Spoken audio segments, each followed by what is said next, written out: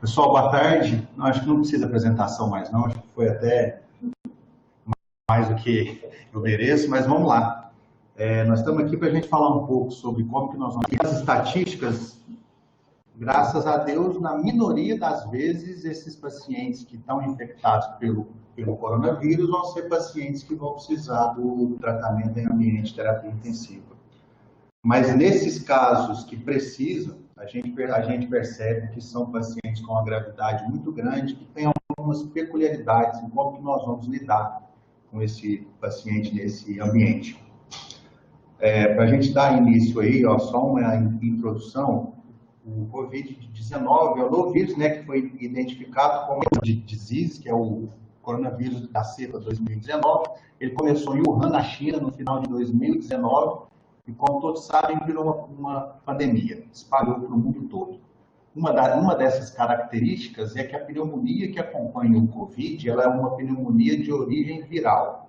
Nós vamos ver que essa pneumonia de origem viral, ela pode evoluir também como uma infecção bacteriana secundária, mas ela vai se comportar de uma forma específica. Alguns médicos eles estão tratando a doença com antivirais e antibióticos usuais, pelo fato que eu já disse agora, esses pacientes com pneumonia viral, eles podem desenvolver infecções secundárias. O nosso protocolo institucional aqui, ele até indica qual o antimicrobiano que vai ser utilizado de início. Aqueles que vão precisar de internação, é importante a gente oferecer a ventilação por respiradores e manter os sinais de oxigenação. Uma coisa interessante que a gente tem com o paciente mais grave, infectado ou suspeito de infecção pelo Covid-19, é uma característica específica do momento que nós vamos precisar fazer a intubação orotraqueal desse paciente. Na grande maioria das vezes, essa intubação orotraqueal tem que ser uma intubação de maneira bem precoce, quase sendo uma intubação eletiva. O Dr. Luciano, na próxima aula, ele vai dar os pormenores de como é feita essa intubação. Essa intubação também tem que ter um preparo do ambiente de uma maneira mais controlada. Mas esses pacientes que vão ser intubados pelo Covid, provavelmente, se eles tivessem uma outra infecção que não fosse o Covid-19, muito provavelmente eles não seriam intubados. Ou seja, nós vamos utilizar indicações bem mais amplas e bem mais liberais para a gente promover a intubação, no sentido da gente trazer essa intubação de uma forma bem mais precoce, para que durante essa intubação a gente possa proteger toda a equipe que está ali envolvida no tratamento de uma infecção cruzada. A gente sabe que, inicialmente na China, depois na Europa, especificamente Itália e Espanha, a gente viu uma infecção de um grande número de profissionais de saúde. Ou seja, nós estamos lidando agora, aprendendo a fazer de maneira correta aquilo que inicialmente foi feito de maneira errada. A gente tem que tomar muito cuidado com a infecção da equipe. Esse vírus, ele é um vírus que tem uma infectividade muito grande. Diferente da letalidade dele, a infectividade dele é muito grande. Ou seja, esse ambiente tem que ser um ambiente completamente controlado, uma intubação bem mais precoce. Às vezes, um indivíduo que, na grande maioria das vezes, ele não tem aquela indicação clara de intubação, mas a gente já precisa intubá-lo para fazer uma proteção maior. 80% desses pacientes que têm o Covid-19, eles vão se recuperar sem necessidade de qualquer tratamento especializado. 80% deles, a grande maioria. É o vírus certo para fazer uma pandemia. É aquele vírus que tem uma infectividade gigantesca, mas ele não tem uma letalidade muito alta.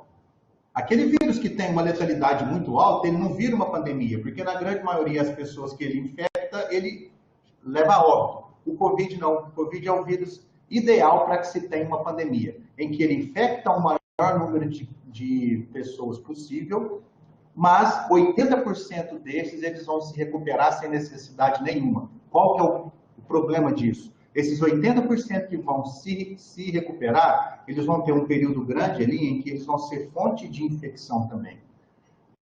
O principal grupo de risco que leva para quadros mais graves são os pacientes idosos, diabéticos, hipertensos, os cardíacos e asmáticos.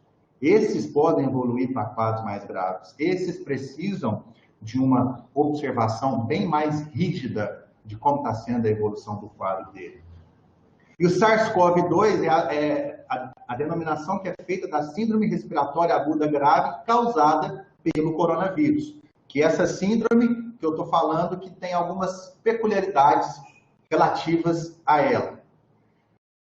O vírus, ele tem uma característica muito grande de acometer de uma forma bem intensa a parte respiratória, principalmente, inicialmente, o sistema respiratório superior e, posteriormente, levando a quadros mais graves, o sistema respiratório inferior, o pulmão. Ele tem dois achados. O primeiro deles, que é o principal achado, e que aí é o que gera um pouco de... O principal achado dele, ele gera uma vasoconstricção hipóxica. Isso é a principal coisa que faz, ou seja, quando a gente avalia a ventilação e perfusão pulmonar, a gente percebe que a perfusão pulmonar, ela é bem mais deletada, ela é bem mais afetada do que quando comparado com a parte da ventilação. E isso modifica um pouco a avaliação das medidas a serem feitas no ambiente de terapia intensiva. Uma outra coisa que tem é que, além do processo infeccioso, também a gente pode encontrar uma injúria produzida pela ventilação, com redução de complacência, cursando dessa forma, do mesmo modo, com uma síndrome do desconforto respiratório agudo grave, com uma complacência mais diminuída. E associada a essa complacência, uma vasoconstricção hipóxica bem importante, gerando áreas de shunt e áreas de espaço morto, que vai nos fazer ter algumas estratégias específicas para nós fazermos a ventilação. Na fase aguda, na imagem, nós vamos ver algumas coisas.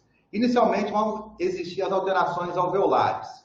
A tomografia, ela vai ser apresentada com opacidades em vidro fosco, consolidações focais e opacidades mistas. Eles vão ter consolidações focais e, às vezes, essas consolidações em vidro fosco, elas podem estar de maneira mais periféricas, em uma fase aguda, acometendo o pulmão, e não aquelas opacidades mais perto da linha central, perto do hilo.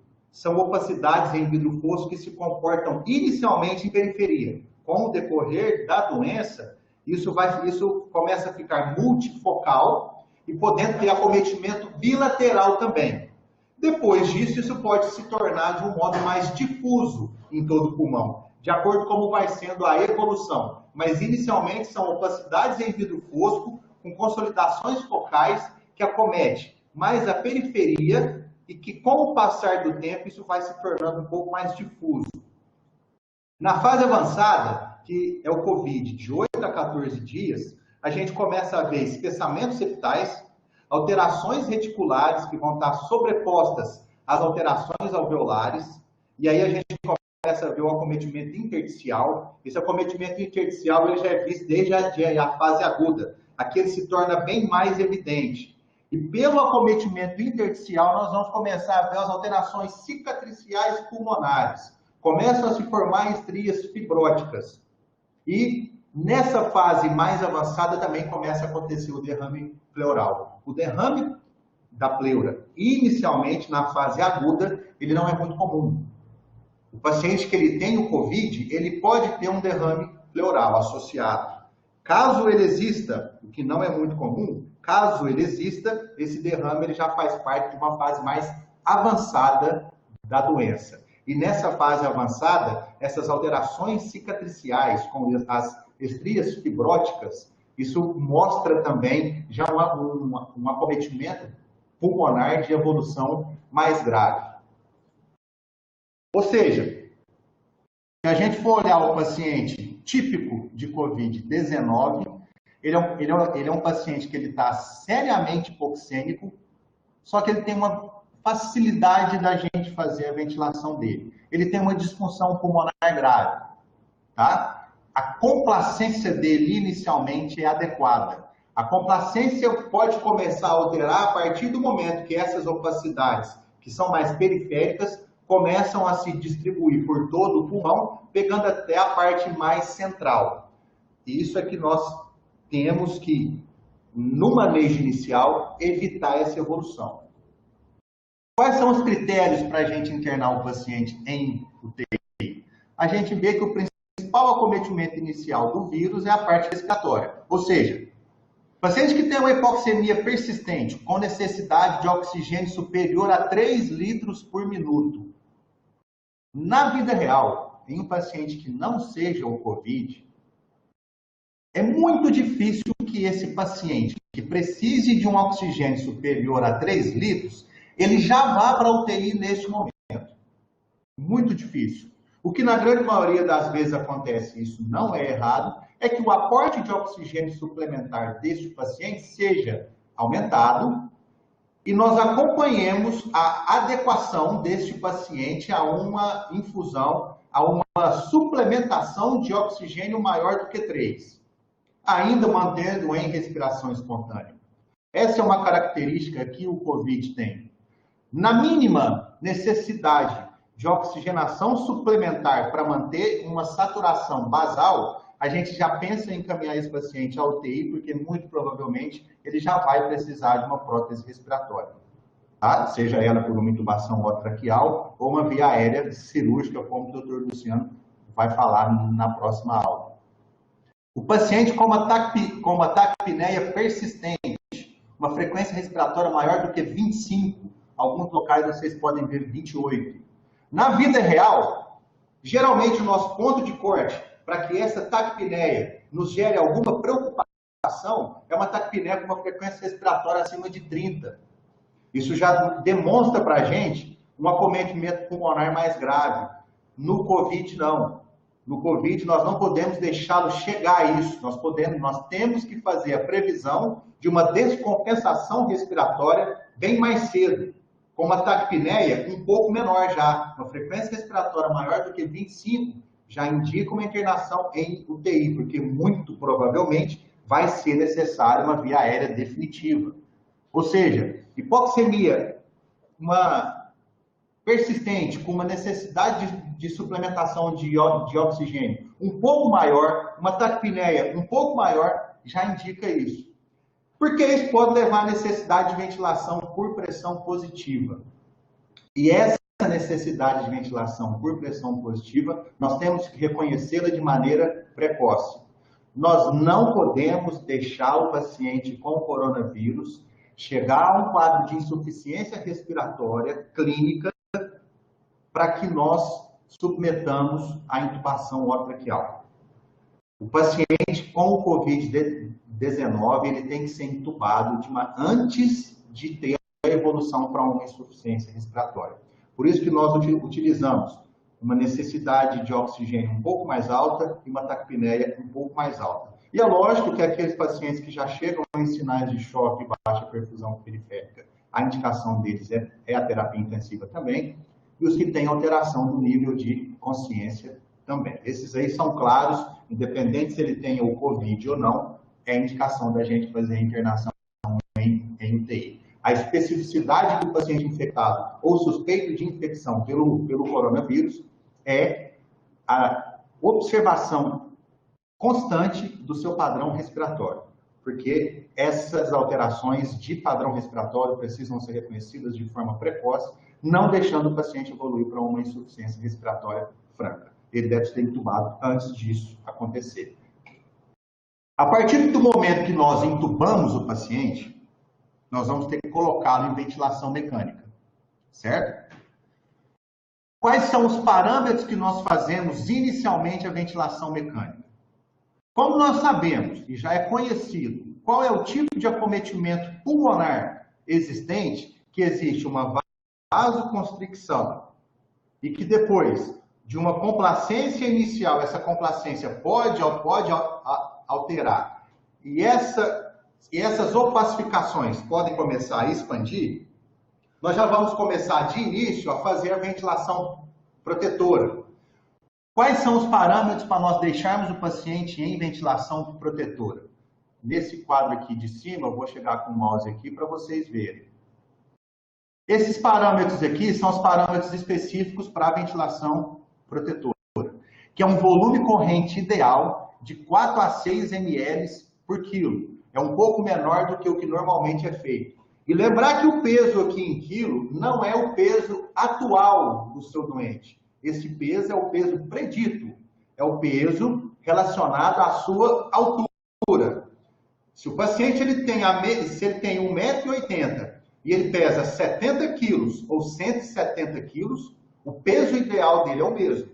Quando o paciente engorda, o pulmão não engorda junto. Ou seja, o peso a ser utilizado para o cálculo de volume corrente de 4 a 6 ml por quilo é o peso predito.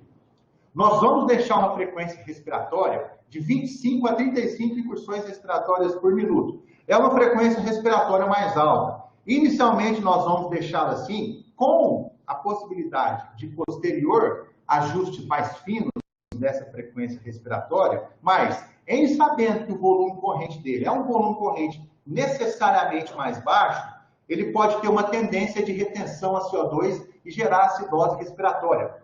Quando nós fazemos essa frequência respiratória um pouco mais alta, a gente tem a tendência de fazer essa correção.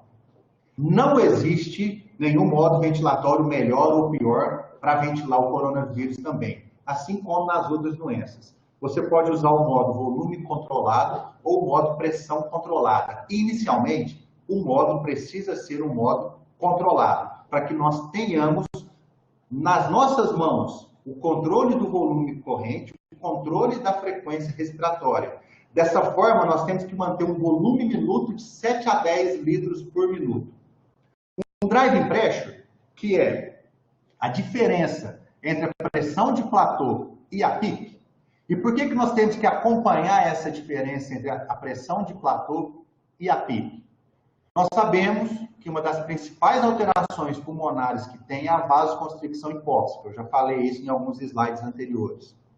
Se o paciente tem a vasoconstricção hipóxica, a partir do momento que nós trabalhamos com a PIP dele, tentando melhorar a oxigenação, a gente pode ultrapassar o valor e, ao invés da gente melhorar a oxigenação, com o valor de PIP um pouco mais alto, a gente pode gerar hiperdistensibilidade pulmonar. Essa hiperdistensibilidade pulmonar, ela aumenta a mortalidade. Então, se nós tivermos um driving pressure, que é a diferença entre a pressão de platô e a PIP, entre 10 e 15 centímetros de água, por mais que nós utilizemos uma PIP um pouco mais alta, e essa PIP inicial que nós vamos utilizar é de 10 centímetros de água, por mais que nós utilizemos essa PIP mais alta, a gente protege um pouco o pulmão dessa hiperdistensibilidade, mantendo alvéolos abertos com essa PIP de 10. O driving pressure sozinho, quando ele ultrapassa o valor de 15, ele aumenta, a chance dele aumentar essa hiperdistensibilidade é grande, isso aumenta a mortalidade. Ou seja, são dois fatores aí, são dois parâmetros que nós temos que acompanhar bem de perto, que é o driving pressure e a PIP inicial. PIP de 10 com driving pressure de 10 a 15. Com o passar do tempo, acompanhando a oxigenação por gasometrias, essa PIP ela pode ser alterada. E nós vamos mostrar um modo como nós podemos fazer inicialmente essa PIP. A FO2 é aquela FO2 necessária, a mínima e necessária para manter uma saturação de 93% a 96%. Nós não podemos manter o paciente por muito tempo com FO2 elevadas, de 90 a 100. Infelizmente, se o paciente precisa de 90 ou 100 para manter 93, tudo bem. Mas nós temos que tentar trazer essa FO2 a menor possível para uma saturação mínima de 93.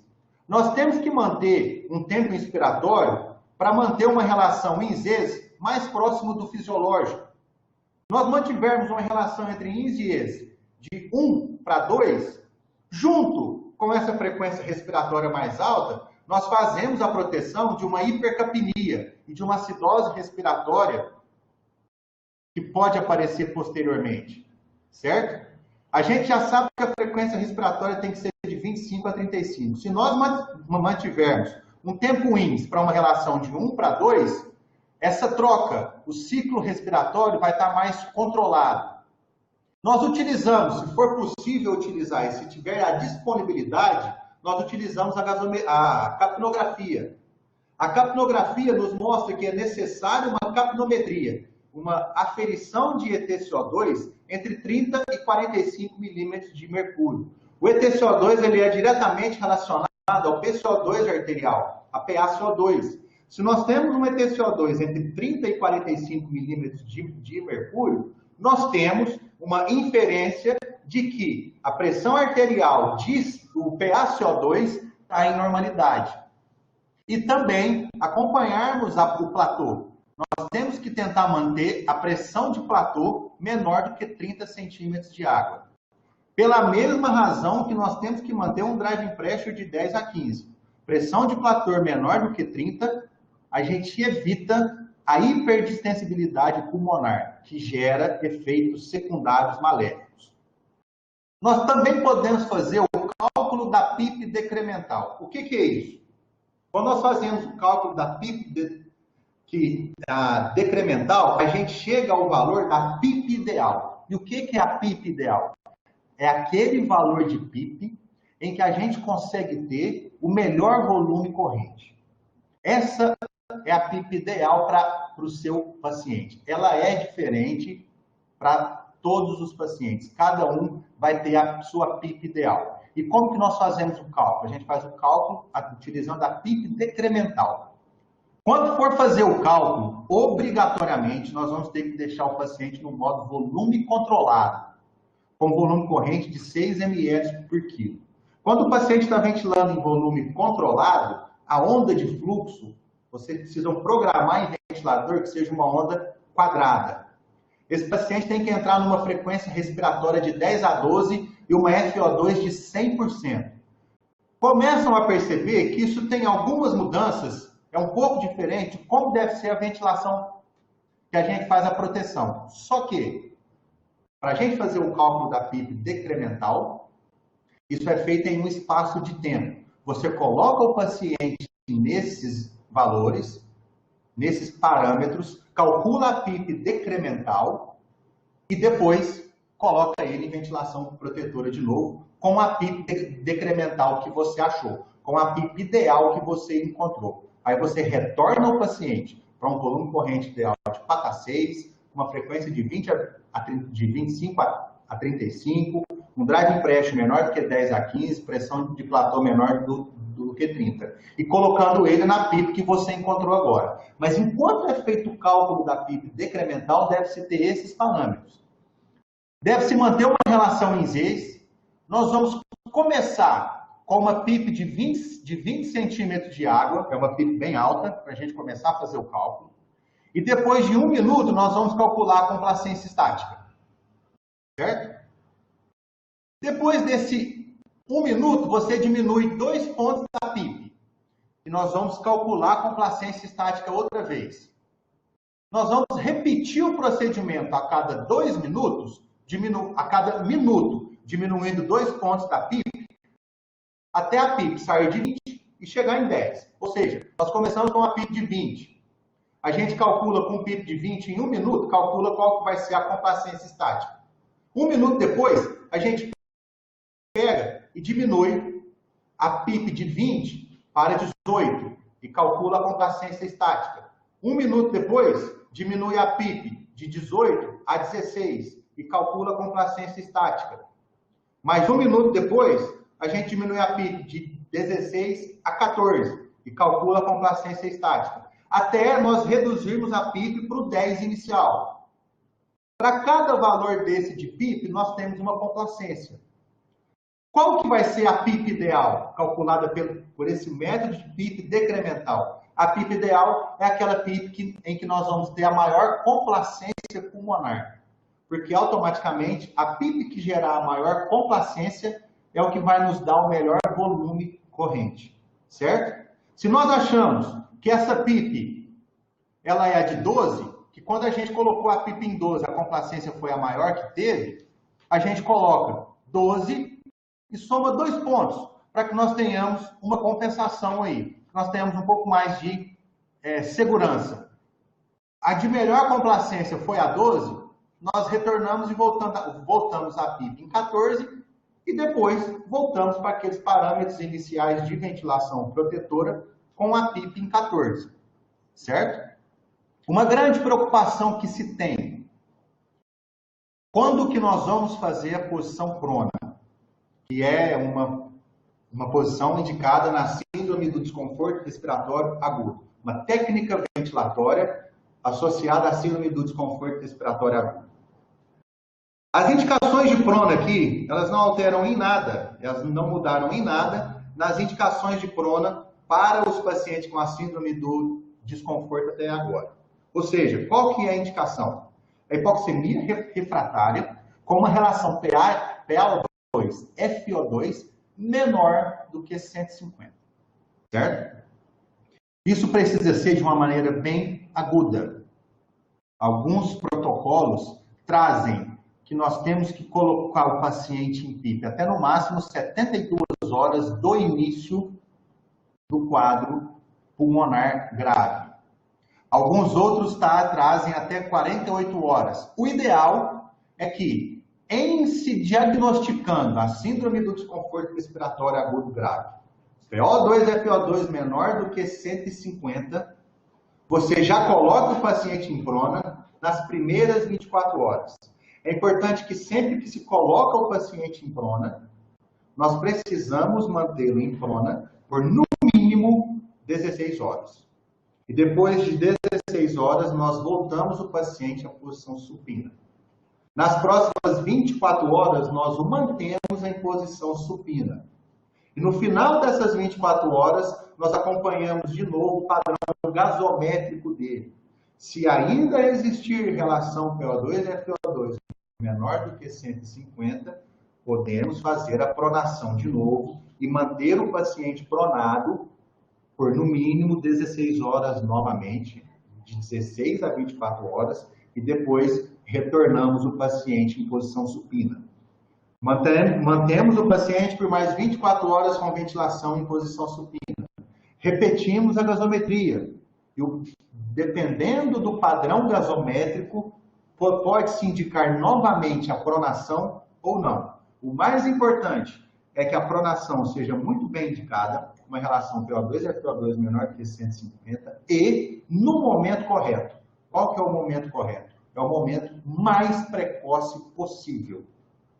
Depois de passado 48, 72 horas, a prona passa a perder o valor preditivo positivo dela, a acurácia dela e melhorar o paciente. Ela passa a perder esse fator importante dela comparado quando ela é feita de maneira inicial, certo? Se esse paciente está sedado, ele está entubado, e nós precisamos fazer a ventilação mecânica protetora dele, nós temos que ter em mente que ventilação mecânica protetora, ela é completamente antifisiológica. Ou seja, se nós tivermos um paciente ventilando com ventilação mecânica protetora e ele não estiver desconfortável, na grande maioria das vezes nós estamos ventilando ele errado. Porque a ventilação protetora, ela depende de volume corrente bem mais baixo, de uma frequência respiratória mais alta. O paciente ele faz hipercapnia, a famosa hipercapnia permissiva, ou seja, é o contrário do que a fisiologia manda. Esse paciente ele precisa brigar. Então, na grande maioria das vezes, nós precisamos fazer uma analgesia e sedação muito bem feita desse paciente. E em mais de 98% dos casos, se não em todos, é necessário fazer o bloqueio neuromuscular para que esse paciente seja totalmente entregue à ventilação, que essa ventilação fique em nossas mãos e nós consigamos manter os parâmetros indicados de ventilação protetora. Porque senão o paciente ele vai brigar com o ventilador. Vamos falar um pouquinho sobre as drogas aqui, depois o doutor Luciano ele vai falar um pouco sobre elas durante a intubação. Quando ele for falar, quando o doutor Luciano for comentar sobre a sedação e bloqueio neuromuscular para a intubação orotraqueal, ele vai falar sobre a ketamina. A ketamina, Ela vem em frasco de 50 miligramas por ml. O frasco ele tem 10 ml. A dose de indução é de 2 a 4 miligramas por quilo. E a dose de manutenção é 1 miligrama quilo-hora. Na prática, a ketamina não é uma droga utilizada para manutenção de analgesia e sedação. Ela pode ser uma droga utilizada para indução e intubação. Mas a manutenção, na prática, ela não é uma droga utilizada. Ela pode gerar efeitos secundários maléficos, tá? Quais são os pontos positivos da droga? Ela é uma dose, a dose dissociativa dela, que dissocia córtex e medula do sistema nervoso central, é na dose de 2 miligramas por quilo. Ela é simpático-mimética. E pelo fato dela ser simpático-mimética, vem junto também o efeito broncodilatador dela. A gente percebe que os pacientes infectados com o Covid-19, eles têm uma broncoconstricção que pode, em casos específicos, ser exacerbada. Então, durante a indução para intubação orotraqueal, caso utilize a ketamina, ela é broncodilatadora. E ela é um poupador de opioide. Você, quando usa a ketamina, não é necessário, ou se for necessário utilizar, você usa os opioides e os benzodiazepínicos numa dose mais baixa. Quais são os pontos negativos dela? Ela gera pouca depressão respiratória. Ou seja, associado a ela, nós vamos ter que ter outra droga, e quando o Dr. Luciano for dar aula de intubação, essa droga pode ser associada ao bloqueador. Porque como ela gera pouca depressão respiratória, o doente não fica totalmente entregue inicialmente. Mas ela, como dose de manutenção, como droga de manutenção de analgesia e sedação, ela não é utilizada na prática. O etomidato, que ele pode ser utilizado também na fase de indução, só que também não é uma droga utilizada para fase de manutenção, porque ele pode gerar alterações de suprarrenal, pode suprimir o efeito de córtex adrenal. Então, ele não é utilizado na forma contínua, mas ele é utilizado na forma de indução. Quais são os pontos positivos dele? Ele é o mais cardiostável, ou seja, o efeito que pode gerar de choque pós-intubação com o etomidato é menor. Ele tem um rápido início de ação e a meia-vida dele é curta quando ele é utilizado em dose única. Também nós evitamos utilizá-lo quando o paciente tem alguma suspeita infecciosa junto. Os pontos negativos dele, dá muita dor à infusão, eu já disse que ele não deve ser utilizado em infusão contínua. Mioclonias, ele gera as mioclonias, ele é epileptogênico, ele aumenta náuseas e vômitos, tá? E o que nós queremos evitar neste momento do paciente com infecção ou suspeita de infecção pelo Covid é nós termos contato com o mínimo possível de secreção. E náuseas e vômitos entra nisso. Nós precisamos evitar que durante a intubação o paciente tenha náusea e vômito para diminuir o risco de infecção para o socorrista. E ele gera também, como eu já disse, também a supressão do córtex adrenal, que mesmo em dose única, ele pode gerar hipocortisolismo, ele inibe a conversão do colesterol em cortisol. E, na grande maioria das vezes, quando a gente usa etomidato e o paciente choca, e esse choque fica contínuo, é indicado nós fazermos uma reposição com hidrocortisona, que pode ter tido um déficit, pode ter acontecido esse hipocortisolismo. O midazolam, que é a droga de manutenção mais utilizada na prática, tá? Os pontos positivos dele, ele é hidrossolúvel, ele é 3 a 4 vezes mais potente que o diazepam, é uma curta meia-vida de eliminação única, tem uma amnésia anteróloga significativa, o paciente depois não lembra, e ele é anticonvulsivante, tá? O problema é que ele não tem efeito analgésico. Quando você utiliza o midazolam, você precisa utilizar um analgésico junto, um analgésico potente junto. O metabolismo dele é hepático, porque ele tem um metabólico ativo. Então, em pacientes hepatopatas, ele tem a contraindicação também. Porque ele vai ter efeito prolongado na insuficiência hepática, na insuficiência renal e na sepse. O efeito dele é bem mais prolongado. Mas, na prática, é a droga mais utilizada como manutenção de sedação. O Propofol, que é uma outra droga também utilizada tanto para indução, para se fazer a intubação, quanto para manutenção do paciente, ele tem como ponto positivo. Ele é hipnótico, ele também gera uma amnésia anterógrada, é ansiolítico, antiemético e anticonvulsivante. Ele tem uma meia-vida curta, com amplo volume de distribuição. Tem um rápido ajuste de dose e quando você desliga o Propofol, rapidamente o paciente acorda, porque o despertar dele é rápido, a meia-vida dele é muito curta. Ele é altamente lipossolúvel. Ponto negativo dele, tomar cuidado em paciente cardiopata. Nesses pacientes, ele gera uma hipotensão severa e se o paciente for hipovolêmico também. Nos dois, ele gera uma depressão miocárdica maior em cardiopata e gera uma hipotensão severa se o paciente já tiver uma hipovolemia anterior. Não tem efeito analgésico também. Ele evita o despertar abrupto. E uma grande preocupação com ele, o Propofol, quando utilizado em drogas de infusão contínua, ele não pode ser utilizado continuamente por muito tempo. Na prática, nós utilizamos ele até 48 horas. A partir disso, começa a aparecer um risco de síndrome da infusão do Propofol. Ele passa a ser tóxico, ele passa a gerar hiperlipidemia, ele passa a gerar rabdomiólise, ele passa a gerar insuficiência renal aguda. Ou seja, se for utilizá-lo como droga de manutenção de analgesia de sedação, não utilizá-lo por longos períodos. Temos também a dexmedetomidina, que ela gera uma sedação consciente, quando vai fazer procedimentos superficiais. Síndrome de abstinência, ela é utilizada nas síndromes de abstinência, em quadros compulsionais agudos. Ela é ele é análogo de alfa-bloqueador central, certo? Sedação por curtos períodos de tempo e não gera depressão respiratória. No contexto de COVID, muito provavelmente ela vai ser muito pouco usada. Como o paciente com COVID ele depende de uma ventilação protetora com parâmetros bem claros e bem fixos, parâmetros ventilatórios bem controlados, o paciente precisa de uma sedação mais profunda. O que a dexmedetomidina, que é o nome comercial mais famoso é o Precedex, ele não vai conseguir nos fazer.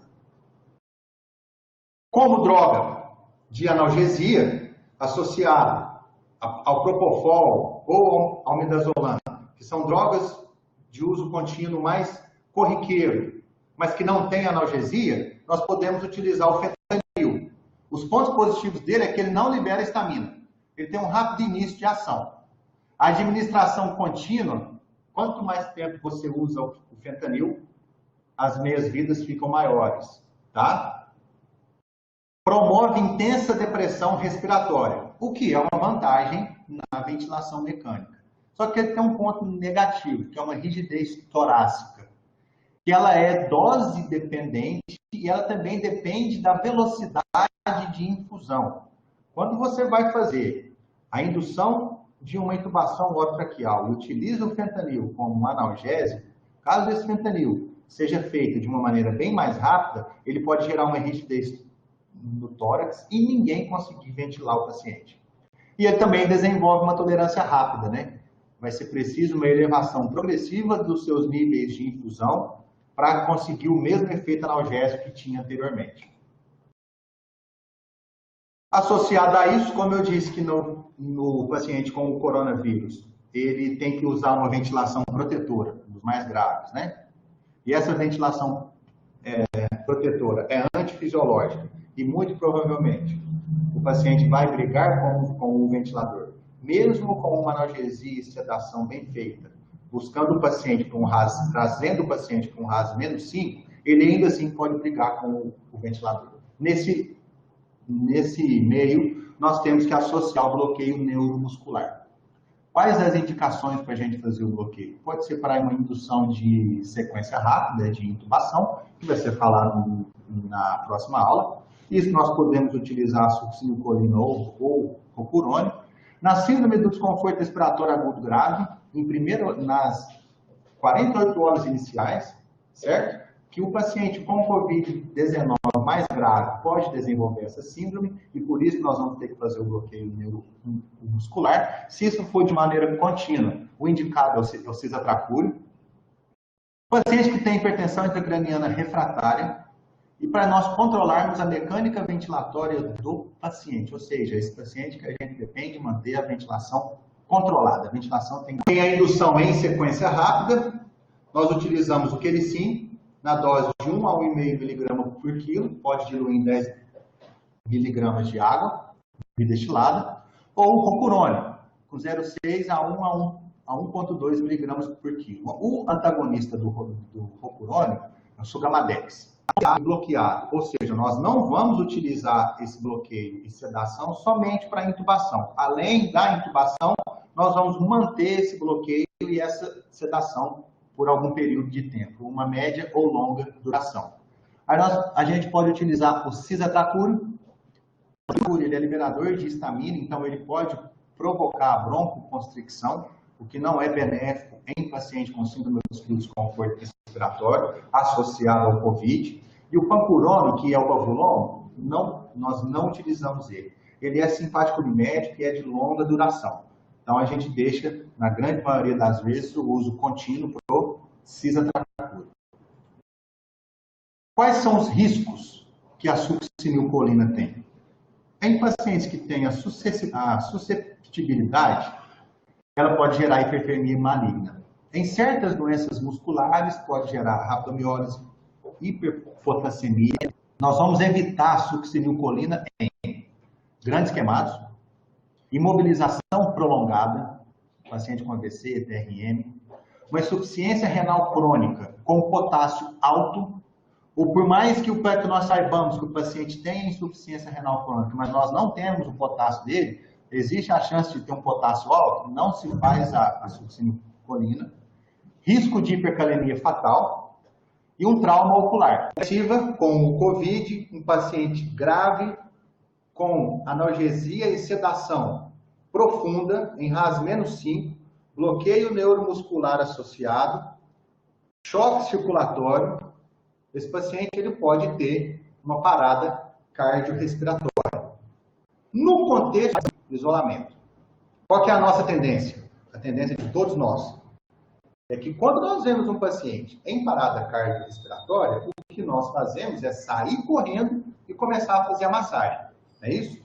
Infelizmente, o paciente com o COVID não vai ser assim imediatamente. Nós só vamos entrar no quarto dele a partir do momento que toda a equipe estiver paramentada com todos os equipamentos de proteção individual, com todos os EPIs.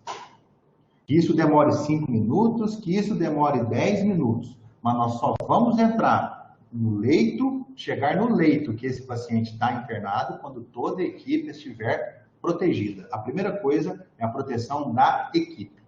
A partir do momento que a equipe está com toda a proteção, aí nós vamos entrar no quarto e vamos fazer o tratamento, vamos começar as manobras de ressuscitação cardiopulmonar. Lembrando que nós vamos entrar no quarto de um paciente infectado ou com uma possível infecção que tem grande capacidade de infecção da equipe. Ou seja, nós vamos sempre entrar no menor número de pessoas possível durante a assistência ao paciente. De acordo com a American Heart, nós podemos nos deparar nesse momento com 2 tipos de paciente com o coronavírus. O paciente que já tem via aérea avançada, ou seja, o paciente que já está entubado ou que já tem a traqueostomia. E o paciente que não tem a via aérea avançada, que está em respiração espontânea, certo? O paciente que não tem a via aérea avançada, nós vamos começar a fazer 30 compressões para 2 ventilações. Só que não vai ser simplesmente com o ambu clássico. Entre a bolsa, a válvula e a máscara, nós precisamos colocar um filtro. E sempre é indicado que na ventilação durante a parada cardíaca, caso seja necessário, que essa ventilação seja feita por 2 pessoas. Uma para fazer a técnica técnica do C e do E com a máscara e outra para ambos usar. Porque quando essa técnica de C e E for feita, ela tem que ser de maneira muito bem feita e hermeticamente fechada, para que não haja escape de ar. Porque o escape de ar é igual a grande possibilidade de infecção a toda a equipe. Certo? Então, na sequência de 30 compressões e 2 ventilações, se o paciente tiver em ventilação espontânea, nós vamos utilizar o ambu com um filtro entre a válvula e a máscara. 2 pessoas, uma fazendo o C e o E e mantendo a máscara na face bem comprimida para não haver vazamento e o outro ambusando. Se o paciente já tem a via aérea avançada, se ele já tem o tubo orotraqueal ou uma via aérea cirúrgica, se ele já tem a via aérea avançada, nós vamos fazer as compressões torácicas de forma contínua. Não vai ser mais 30 compressões e 2 ventilações, porque nós não vamos desconectar o paciente do ventilador. Nos outros casos, essa desconexão é feita. Os pacientes que não têm o coronavírus, que não têm suspeita de ter infecção pelo Covid, quando ele para, nós fazemos a desconexão do ventilador mecânico e ambusamos. No paciente com o Covid, não. Nós não vamos desconectar ele do ventilador mecânico. Nós vamos mantê-lo conectado. E nós vamos fazer as compressões vão ser feitas de maneira contínua, sem interrupção, certo? Numa frequência de 100 a 120 compressões por minuto.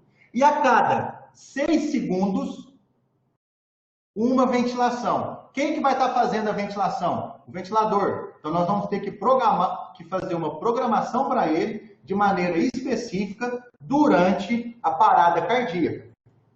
E nós fazemos isso aqui, ó. Alguns ventiladores têm a oportunidade, e é bom que já tenha a ventilação manual do próprio ventilador, que evita a desconexão.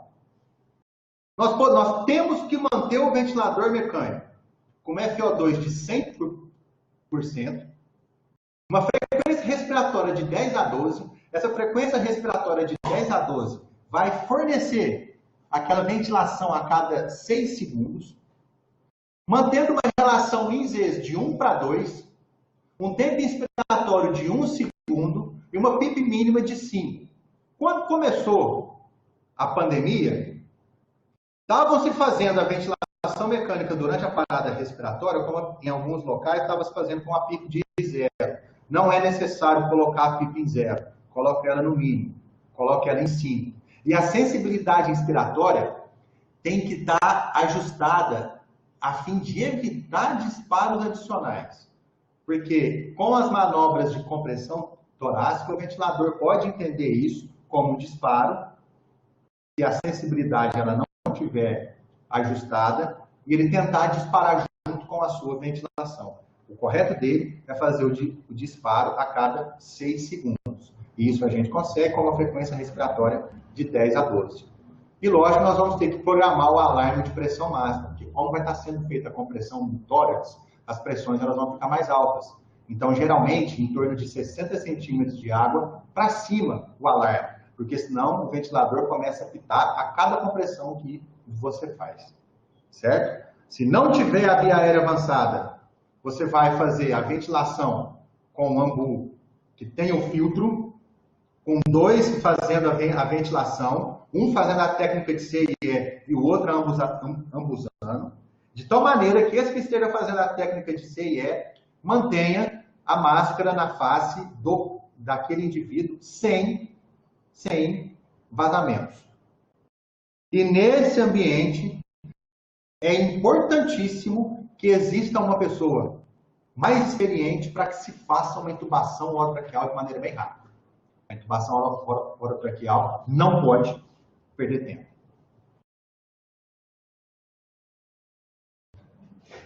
E as ventilações manuais com sistema de bolsa válvula máscara, elas devem ser realizadas somente em casos de extrema necessidade. Aqui fala que tem que ter uso de máscara facial com filtro bactericida na bolsa válvula máscara e cânula de Guedel. Tem que ter um filtro de barreira. entre a máscara e o sistema bolsa-válvula-máscara. E aquilo que eu tinha falado, a intubação orotraqueal deve ocorrer o mais rápido possível e sendo realizada pelo médico mais experiente. Antes da intubação, aumentar a oferta de oxigênio destinada ao paciente pelo sistema de oferta de oxigênio em uso, seja por catéter de baixo fluxo ou por máscara reservatória. Mas deve-se fazer uma oferta de oxigênio anteriormente. E se for usar a ventilação com bolsa, válvula, máscara, que seja com o filtro de barriga. Nunca sem ele. E sempre pensar na intubação orotraqueal de maneira rápida. Vocês vão ter alguma outra explanação agora com o Dr. Luciano. Eu deixo aqui o meu e-mail, caso alguém queira entrar em contato comigo por e-mail, eu vou estar à disposição e honrado em poder auxiliar naquilo que eu puder. Certo? Obrigado, gente. Pessoal, boa tarde. Meu nome é Luciano, eu sou professor aqui da disciplina de anestesia, curso de medicina da UFM. Trabalho aqui no Hospital de Clínicas e já vou falar um pouquinho sobre intubação orotraqueal nos pacientes que são suspeitos e confirmados com o COVID. Muito do que já foi falado pelo Hudson, a gente só vai dar uma tranquilizada aqui. Só de introdução, a infecção que afeta o trato respiratório dos pacientes, isso aqui é bem simples. 14 pacientes normalmente necessitam de oxigênio suplementar, mas é uma porcentagem pequena que acaba indo para o CTI para ventilação mecânica. A gente tem um alvo de saturação acima de 93%, sempre com o menor fluxo em FiO2 de oxigênio possível. Então, tentando manter essa saturação, mas com FiO2 não tão alta, né? Então, que é o que o Hudson já tinha falado para a gente na outra aula. A reposição volêmica desses pacientes deve ser restritiva para a gente evitar o excesso de volume e piorar a dinâmica respiratória desses pacientes. Então, não posso deixar esse paciente congesto da parte hemodinâmica. E não há recomendação do uso de ventilação não invasiva e nem do catéter. É importante que vocês entendam que grande parte das recomendações que nós temos em relação à via aérea não é muito pelo paciente em si, é mais pelo risco da dispersão de aerosóis e o risco de contaminação da equipe. Então, a gente tem que ficar muito esperto e ligado em relação a isso para a gente evitar que a equipe se contamine em relação ao COVID. Essa falência respiratória tem que ser identificada o mais precocemente possível, né? E aí a gente realizar a intubação orotraqueal, que tem que ser precoce e já foi muito discutido, cada consenso às vezes traz alguns parâmetros. A gente fez o nosso protocolo aqui da instituição, trazendo como que a indicação da intubação vai ser um paciente que, pela gasometria, ele apresenta um PaO2 abaixo de 65, uma PaCO2 acima de 50, uma saturação abaixo de 93%, que não melhora com a suplementação do oxigênio em catéter nasal do tipo óculos, um pH abaixo de 7,25, ou seja, já apresentando uma acidose, e uma frequência respiratória acima de 28, algumas recomendações acima de 30 incursões respiratórias por minuto. A indicação é de intubação de sequência rápida, e aí eu vou explicar um pouquinho para vocês a intubação de sequência rápida, e sempre realizada pelo profissional mais experiente em intubação orotraqueal da equipe de vocês, justamente para que ela seja feita num curto espaço de tempo, em que haja o menor risco de complicações da intubação, para que a gente resolva o momento da intubação o mais rápido possível para esse paciente. Quando eu falo de intubação de sequência rápida, a gente segue alguns princípios, que seria a preparação tanto da equipe, medicação, posicionamento do paciente, fazer uma pré-oxigenação, a indução com as drogas indutoras, a paralisia muscular, que é extremamente importante, principalmente no caso de uma intubação. O Hudson acabou de falar a relação da máscara facial. É importante que vocês entendam que a máscara facial vai criar um compartimento entre a máscara e o rosto do paciente, que ele vai estar inalando o oxigênio ofertado na pré-oxigenação. Ou seja, o paciente ele mantém um drive respiratório, apesar dele estar com desconforto respiratório, ele ainda está respirando, e a gente vai acoplar essa máscara o mais vedado possível, ou seja, pela técnica do C e do E. O C, o indicador e o polegar vedando contra a face do paciente, e os 3 dedos fazendo a extensão, se possível, a utilização das 2 mãos que eu vou mostrar no próximo slide, que eu consigo vedar melhor a máscara contra a face. Não é recomendado realizar a ventilação e, principalmente nesse momento da pré-oxigenação, não há necessidade, porque o paciente está com drive respiratório. Aqui a técnica das 2 mãos, o C, o E, a extensão, e sempre o acoplamento do filtro o o mais próximo possível da máscara, justamente para a gente não ter essa dispersão de aerosol e não ter uma contaminação da equipe, uma diminuição da contaminação da equipe. O tubo orotraqueal tem que ser um tubo escolhido de tamanho adequado, porque existe uma maximização do fluxo, e sempre lembrar que a gente tem que usar o tubo com balonete, porque ele veda, então não vai ter escape de ar na ventilação com pressão positiva, e o menor risco de contaminação da equipe, né? O balonete também reduz a probabilidade de aspiração caso o paciente esteja de estômago cheio. Quem trabalha em hospitais que tem atendimento tanto da parte pediátrica como adulto, eu acho que chegou a hora das pessoas saberem a fórmula de cálculo de intubação para criança. A gente usa normalmente a fórmula de idade sobre 4 mais 3,5 se for com cuff, mais 4 se for seria prudente do risco de contaminação por dispersão de aerosol. Adulto feminino, normalmente, a gente usa de 7 a 7,5, masculino de 7,5 a 9 milímetros. Laringoscópio, eu acho que grande parte das pessoas que são plantonistas e trabalham no sistema de saúde conhecem.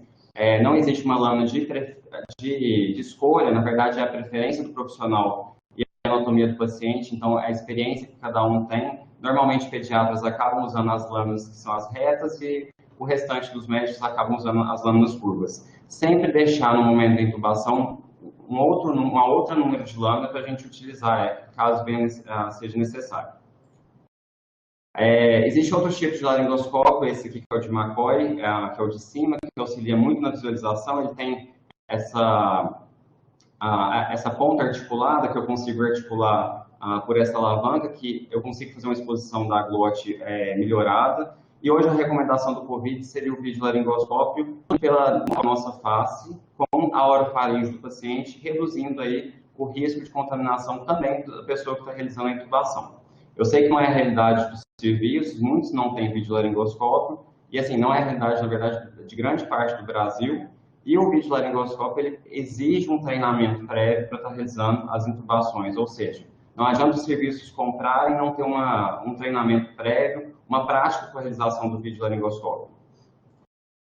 Essa seria a melhor visão que a gente consegue ver quando a gente faz uma laringoscopia direta, seja pelo laringoscópio convencional, em que eu tenho aqui abaixo os aritenoides, as cordas vocais, a epiglote, a valécula, que é o espaço acima da epiglote. Quando eu sei a imagem que eu quero encontrar na intubação orotraqueal pela laringoscopia direta, fica mais tranquilo da gente trabalhar uma classificação que em anestesia a gente usa, que chama de Cormack-Lehane, que ela divide, de acordo com a visualização da região glótica, se o paciente vai ser de fácil acesso à intubação traqueal, de moderada dificuldade, ou se seria uma dificuldade difícil. Se eu vejo grande parte das pregas vocais ou parte posterior das pregas vocais, isso seria uma intubação fácil, ou seja, uma intubação que com fio guia e com tubo eu já conseguiria realizar. Se eu já não consigo ver essa parte posterior das pregas, ou seja, estou vendo a aritenoide e estou vendo a epiglote, mas eu consigo elevar um pouco essa epiglote para ver um pouco da região glótica, isso já seria uma intubação de nível moderado, ou seja, eu preciso do uso do buche para intubar esses pacientes e fazer uma intubação o mais rápido possível para já evitar esse risco de contaminação do intubador. Quando eu tenho uma epiglote aderida à faringe ou não estrutura nenhuma visível, já seriam os casos difíceis, que seriam os casos que eu não consegui, que eu vou acabar declarando falha de intubação. Aqui, a visualização tanto do fio guia, que para vocês, na verdade, para todo mundo que a gente tem dado aula aqui no Hospital Escola, a utilização do fio guia é essencial, porque ele ajuda muito na intubação. Só lembrar de não deixar o fio guia para fora do tubo e ter o risco eventual de fazer uma perfuração traqueal, perfuração esofágica, caso seja uma intubação esofágica. Então, sempre fazer essa dobrinha no tubo aqui para evitar que ele vá para frente.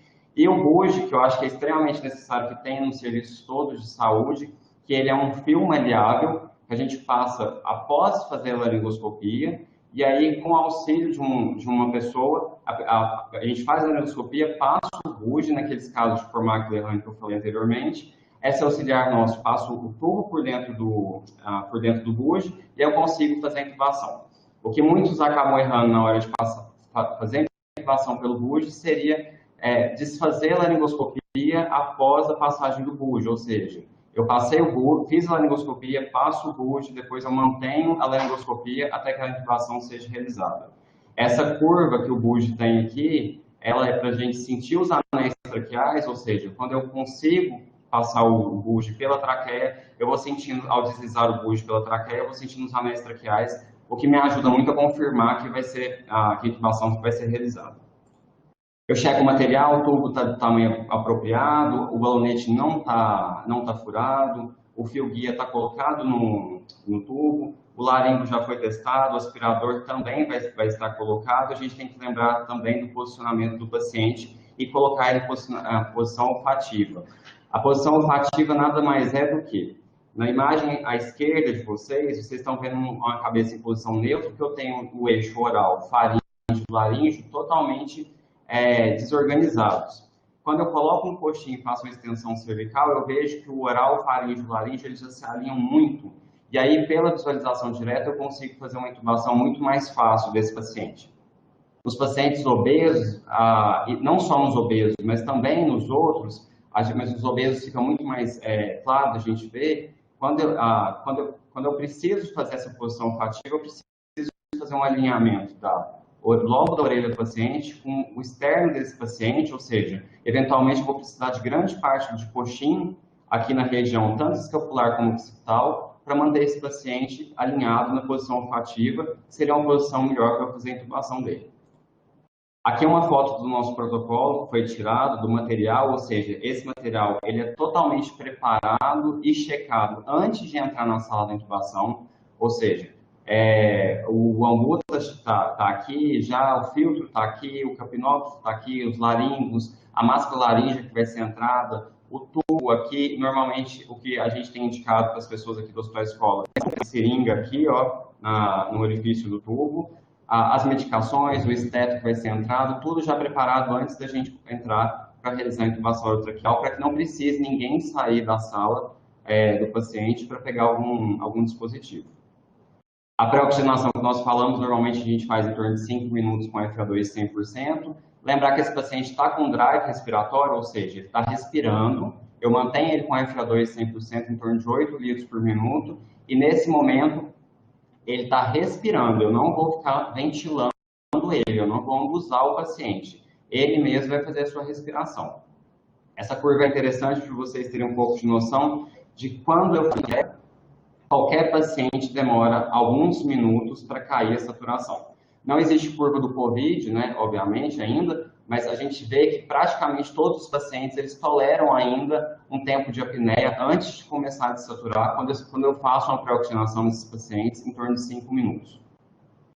O Hudson já falou, e só para a gente explicar um pouco, ficou já bem preconizado em vários protocolos já do Brasil, a realização dessas medicações que eu coloquei aqui, que seria uma pré-medicação com lidocaína 2% sem vaso, na dose de 1,5 mg por quilo, para diminuir o reflexo da via aérea no momento da intubação. O uso do hipnótico, que seria a ketamina, 2 mg por quilo, porque pelos efeitos que o Hudson já tinha falado para vocês, da broncodilatação e da estabilidade hemodinâmica, e um bloqueio neuromuscular com a succinilcolina 1,5 mg por quilo, ou quem tiver disponível, o rocurônio 1,2 mg por quilo.